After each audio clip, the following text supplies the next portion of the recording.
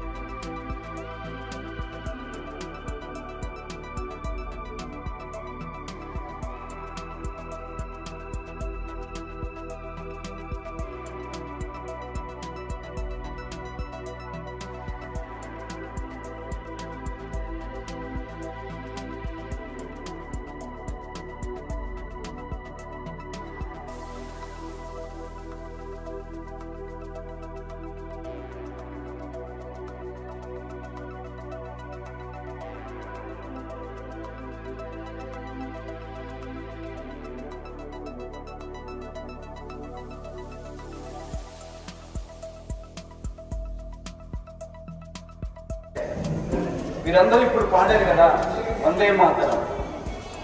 Vande Mataram